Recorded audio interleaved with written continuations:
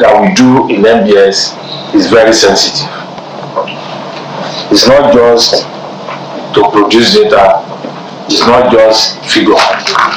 When we turn out figures, they are not just mere figures, but they are things that is happening to the citizens in the country.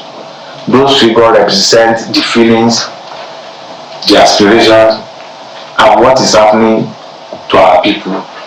That is the only way by which government can plan, by which they can come up with programs, by which they can come up with policies, by which they can come up with projects that will address what is happening to the citizens in the country.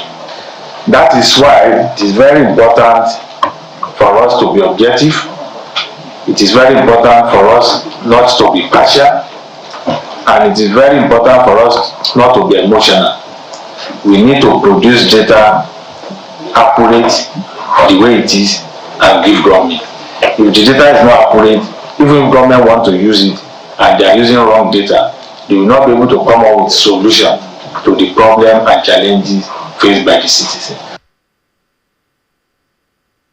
Well, you just heard there from Mr. Adeyemi Adeniran, who is the Statistician General of the Federation, talking about the rebasing of the economy, which will, I think, will be seen by the end of January. It has caused quite a bit of controversy, looking at the methodology which the NBS, that's the National Bureau of Statistics, says it wants to employ. And, you know, quite a number of people have been wading in on the conversation, talking about what precisely would be the most appropriate methodology for rebasing our economy. I think everyone agrees, though, that, you know, we're long overdue for another rebasing of the economy, saying that the last time it was we rebased our economy, was it in 2012 or 2014? I'm a little, a little uncertain now. But joining us this morning to put a little more certainty and perhaps clarity to a bit of some of the controversy that we have seen so far is a very, very renowned economist, Mr. Marcel Okeke, was a former chief economist at Zenith Bank. Mr. Okeke, Happy New Year to you and welcome to Sunrise Daily. Thank you very much. Happy New Year to you and Happy New Year to our viewers. And thank you for having me on this program. Quite a number of things to think about as we enter this new year and as January finally comes to an end. One of the things which we're looking to see is the rebasing of the economy. I think right now we've been told that Nigeria is lagging behind on the African continent. The last time our economy was rebased, we were the largest economy on the African continent. Do you have such expectations that by the time this rebasing is done, perhaps we will be going back to number one? Again, thank you very much for this question. We may or may not come back to number one, you know, but what is important is what do we achieve? What do we hope to achieve? Of what benefit is it to us? If at the end of the day, we arrive at number one, you know, what are the benefits? What do we do with it? What does it attract to us? Or what does it take away from us by being number one? So it's important that, you know, we justify or try to see the, you know, benefits, you know, for our going into rebasing at this point in time. Okay, let me go ahead to say, if the intention of the government is just to flout the title, you know, the toga of being number one economy at this point in time, it will not achieve much. Because one of the things that usually happen when an economy or GDP is rebased is that it will indicate to prospective investors, whether local or foreign, you know, which areas of the economy, you know, that is doing well and that are likely, you know, to be useful and achieve returns to the prospective investors and all that. So, but it is not just rebasing in itself that will achieve this. There are other factors, you know, and you know the situation of the economy now. If you rebase the economy, has it solved the problem of very high inflation? Has it solved the problem of insecurity? Has it solved the problem of infrastructure gap? Are you saying that, sorry, Mr. Okeke, are you saying that, you know, this is an exercise in futility? Is that what you're suggesting? I'm not saying it's an exercise in futility, but I am also saying that the mere fact that the economy is rebased and you begin to flout the figures, whether it makes you number one or number two or number whatever, in itself, you know, does not amount to much. Let me put it that way, does not amount to much. It's like an exercise in self-adulation. You then be congratulating yourself that you become number one. That is why the government has to be very, very careful as to the methodology. You understand? Because, for instance, some time ago, I think early last year, they changed the methodology of calculating the rate of unemployment. And instead of the thing that was going close to 40%, especially youth unemployment, it was crashed to around 4% and 5%. What has it solved? You know, at the end of the day, the rate of the unemployment is huge in this economy. So if the problem remains there, even when the government will be congratulating itself that it has crashed, you know, the rate, you know. So, and that is why what the statistician general was saying, you know, is amenable to all kinds of, you know, understanding and interpretation. You know, that the data is reliable and all that and all. Yes. The data could be reliable and all that, but at the end of the day, the data itself, what does it solve? What does it do for the economy? The rate of unemployment is 5%, and so what? Where you have millions of people that are coming out every month, every year, roaming the streets, and that's the reality. So, in this case of rebasing the economy, even at the end of the day, our intention is just to tell Africans and tell the whole world that we are number one in Africa. I am telling you that we will not achieve much. Because the people that the investment is supposed to attract, you don't just look at the figure on itself and come to invest. You have other things to consider, which I have mentioned, and which I'm sorry to say Nigeria, you know, does not have those things in place. Thank you. Tell us, I mean, because part of what has really brought up this issue, I mean, apart from the fact that people are wondering whether this is for us to get back to number one position, but some people say we're long overdue for this, and ideally this should happen, is it every 5 years? It's been at least 10 years since the last rebasing took place, and as a result, there are so many other new areas in our economy that we haven't quite taken into account. But some of the areas which the MBS has said it wants to take into account in this new rebasing of the economy has caused a bit of controversy. You know, talking about areas that have to do, some would say, bordering more or less on crime. And people have said, oh, look, that cannot be, you know, some of the legitimate areas of income. But the MBS is arguing that whether or not we like it, these are things that actually, you know, add to our economic activity. What are your thoughts on it as an economist? Thank you very much. Economics is interested in every human activity, especially when it has to do with money. That is on one hand. On the other hand, is also to say that Nigeria is not an island unto itself. I want to believe that NBS will operate, you know, on a global scale, meaning that whatever they're going to do will be in line with global best practices. Do you understand? So it's not something that just concoct something and begin to flout it all over the place. There are global institutions, maybe World Bank, IMF, and others, you know, that have to look at these things, you know, before approving them that they're in order or not. You know, so rebasing the economy is not something that Nigeria will just do unilaterally and begin to flag those figures. So we believe that the statistical body, you know, we do the correct thing at the end of the day. But what we are also saying is that yes, it is due, if you like, overdue to do rebasing of the Nigerian GDP. But we are also saying that at this point in time, other factors on ground act as counterpoints, if you like, to the realization of the gains that we normally will come with rebasing of the economy. Like if you go back to 2014 when the economy was rebased, a lot of things came with it. There was attraction of investment. and our business environment at that time, if you compare to now, you can see that the investment climate in Nigeria today is worse than what it was by that time. That's what I'm talking about. Mr. Kiki, I hear you, but I wanted to get very clearly what your intervention is. If I heard the answer you gave to my question, you're saying that the MBS, well, let me rephrase it and say, are you saying that the MBS is right on the money when it says that it wants to include modular refineries and illegal and hidden activities? These are some of the words that are normally used to couch some of these things, as they're correct in that particular approach in their methodology. Let me say it again. It's not a question of whether they are right or wrong in selecting those practitioners in the underground economy, if you like. But I am saying that whatever they are doing will be subject, to certification, to endorsement by some global watchdogs, that standardize these things. You understand?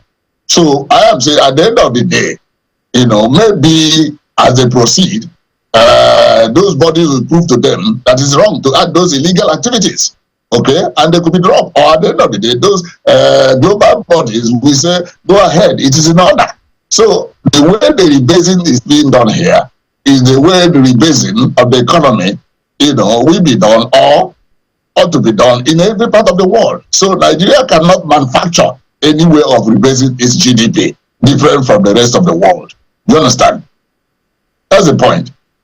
Okay, but I was seeking your perspective as an economist without intervention of the World Bank and all these other bodies that certify the methodologies, because I imagine that it is economists that also make up, that eventually reach the standards set for these things.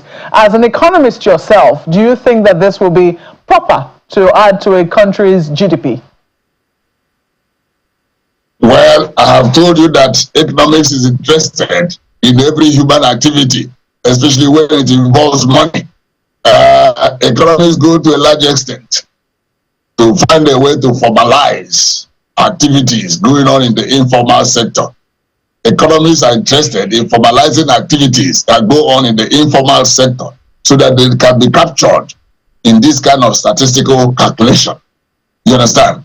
That's what economists are interested in, because if you talk about informal economy, and which are not very open to measurement and all that, it creates problem for gathering of statistics, generation of statistics and planning, economic planning. And economic planning is all about figures.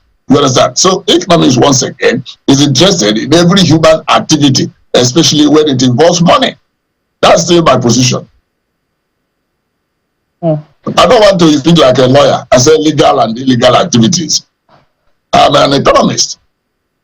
I see. It's lawyers who are concerned with the legality or otherwise. Or Ayo, more questions from your end. Well, I think I'm going to stick with your question in a different way. Mr. Keke, the last base years, Nigeria's GDP was rebased in 2010, according to available information, with a CPI done in 2009. What sectors or human activities, to use your term, Mr. Keke, are not included or were not included in the previous one that should be included in the new proposed rebasing that the federal government is talking about?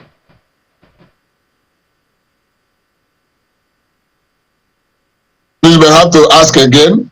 There were breaks. Can you hear me now, sir? Yes. Okay, good.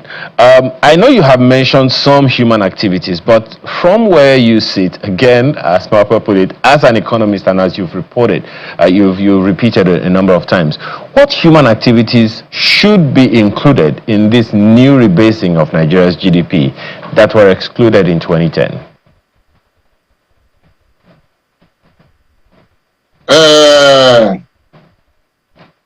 Maybe time and memory or whatever will not allow me to, name all of them.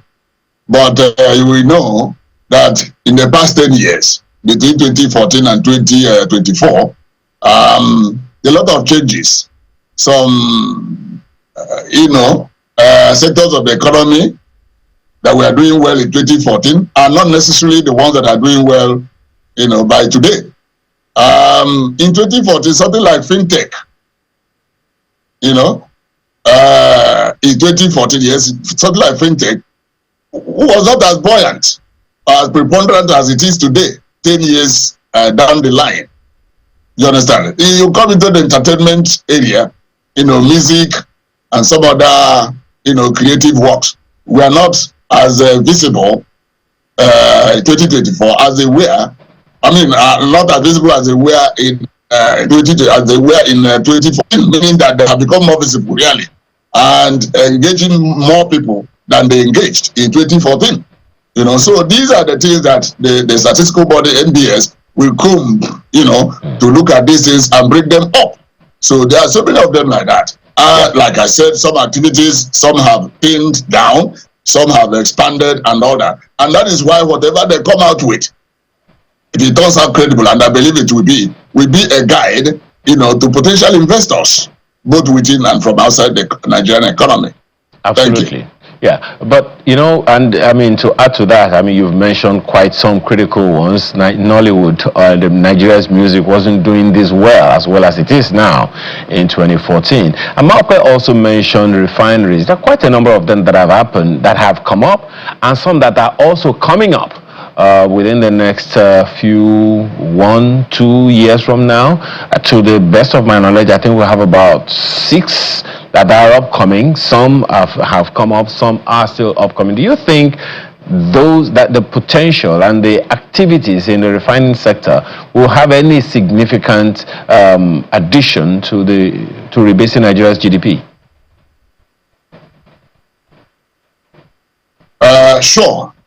Sure, because part of what has been the challenge of this economy is dependence to a very large extent on the importation of refined petroleum products. That's the part of the problem of this economy. So, like you said, in the next 1, 2, 3 years, if we are able to have so many of the local refineries, refining to the extent or to such an extent that we no longer import, for local use, or the volume of importation is significantly reduced, that will go a long way in terms of employment, in terms of economic development and growth. What it is, the hundreds of millions of dollars, that leave this country, for the importation of PMS, for example. In the past couple of weeks, because the price of oil has gone up in the global market, companies like Dangote and others, now have to raise the price of PMS because the price at which they are importing oil has gone up. So it's reflecting here. So now you can see if they are operating locally and getting the crude locally here and not importing the finished product, you can now see the kind of impact, positive impact it's going to have on our own economy. So for sure, it's going to do well for Nigeria. Thank you. Interesting. Even though there are experts that are saying that every economy, even the ones that are self-sufficient or satisfactorily sufficient in refining activities, they still find a way to import. But there is something that you mentioned earlier about that is related to our low trust society. Now, there are fears in some quarters that, the figures might be manipulated to portray a favorable but inaccurate economic outlook. How do we circumvent that? Because on the one hand, we have dwelt on the numbers of NBS over the years. On the other hand, is this low trust quotient? Well, I didn't say that in person, but you also have to remember that I stress the fact that Nigeria is not an island unto itself. The world is a global village. And so if there's to be any kind of manipulation, the whole world will see it, and Nigeria will end up making itself a laughing stock. But I'm also saying that there are organs, global organs or agencies that standardize these things. But again, when it comes to standardization and validation, it is what the NBS here in Nigeria present to them that they work with. It's just like something they do projections about Nigerian economy. IMF and World Bank don't produce their own figures. It is what is generated from here. So I want to believe that the NBS will do the right thing, and these standardizing global agencies, we standardize it. I mean, we just approve it that it conforms, with the global standard, the right way of doing those things. And I want to believe that people who are working in the NBS here in Nigeria are professionals who know what to do. I have to do it right without undue political influence. You've taken me to the next question. You've taken me to the next question, Mr. Okeke. Please land on that. I thought you had finished. I was saying without undue political influence, because the challenge we do have in the economy is that certain decisions, usually, get come to what they are because of political influence or political supremacy, if you like, over economic consideration and some other consideration. Like somebody said in passing the other day, that the issue of tax reform bills and all that politics, has come into it and appears to be overshadowing the economic and other consideration. So I'm saying in this instance, we want to believe that NBS people will do their job as professionals, and the validating global bodies will just validate them. That's the position I'm taking. Well, still on that political interference thing, it's one of the institutional challenges that NBS has. I'm wondering how you think, that should be addressed, because I'm not sure it is something that the NBS can address itself. There are instances of political actors making effort to undermine the Bureau's capacity or capability to do its job through, and they come at the agencies because, attacking its leadership and all of that. Another institutional challenge that the MBS has been said to have over the years is that of financial neglect, which limits its ability to perform critical service. What are your thoughts on how the NBS, or how we all as a nation, can help the NBS to navigate these challenges so that the figures are, as you say, credible locally and internationally?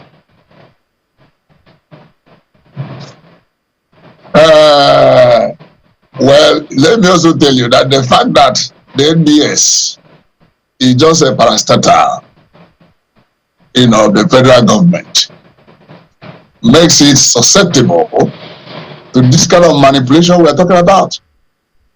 It is somebody, in quotes, at the top that decides and insists on this rebasing at this point in time.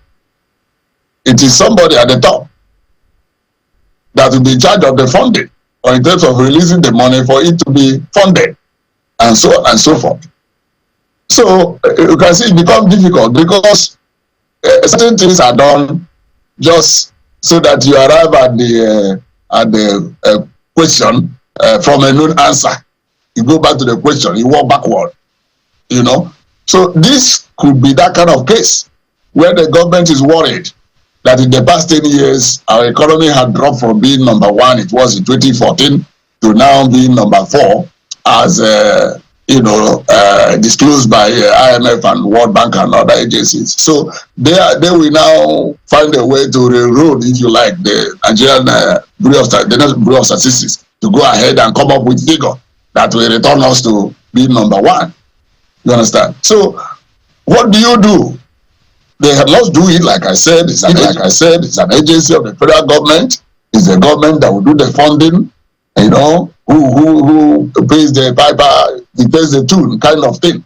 You understand? But on the other hand, I said that NBS people are professionals, and their names, their integrity, their professionalism, and everything is at stake. You understand? So they should be careful, not to be associated, with any shoddy work that will throw Nigeria, in bad light and make us laughing stock, in the eyes of the world. Okay, but as for NBS itself escaping from such political manipulation and all that, it's not really possible that they escape from that completely. And like I referred to earlier on, that is why some people are still laughing at the NBS with regards to what they did as it concerns rate of unemployment. I think only last year, employment level was going sky high to close to 40%, especially unemployment. And all of a sudden, they deployed one kind of interpretation of methodology and all that, and came down to what they say 4% or 5%. Did that solve the problem? Unemployment is still ravaging the country, Nigeria. And so that is why we have to say what we have to say. But at the end of the day, you have this political ascendancy, you have politics, weighing far above every other consideration. And that could, one way or the other, affect the quality, the outcome of what NBS will do. I don't know to what extent. Well, we'll wait to see what the MBS eventually brings out at the end of January when it eventually releases the figures. But we have to thank you for your interventions this morning. Mr. Massa Lokeke was a former chief economist at Zenith Bank. Thank you very much once again for having me on this program. Thank you. Do have a good day, sir. Well, let's take a look at some of the feedback that we've received from you. Mr. Festus Akimboyewa says, kudos to the federal government for taking minimum wage earners out of paying income tax in the new tax bills. However, federal government needs to expand the tax net because without taxes, it will be impossible to invest in hospitals, schools, defense, electricity, water, transport, etc. TUC is contradicting themselves by asking government to expand the tax base and at the same time asking for exemption for most workers from paying taxes. Nigerians must see taxes as an important fact of national life. You also go on to say, no doubt that the economy needs a robust tax system that can respond to the pressures on public finances and funding capital expenditure, especially now the government is recording trillions of naira in budget deficit. Millions of Nigerians, especially self-employed ones, are not paying taxes. Federal government has now come up with a credible, fair, and transparent tax system that will help generate revenue for the country if the tax bills are eventually passed into law. So you certainly have some confidence in that one. Ayo. Well, we have to thank Professor Inakana for his tweet because he spoke in the same spirit as Mr. Akimboyewa in that tweet, which is, of course, on your screen, talking about the need for us to take a better look at it. But we're completely out of time now, Marco. We have to go. There is news on the hour, so have a wonderful rest of your beautiful day. My name is Ayo Makinde. And I'm Maokwe Ogun Yusuf, wishing you a very productive day.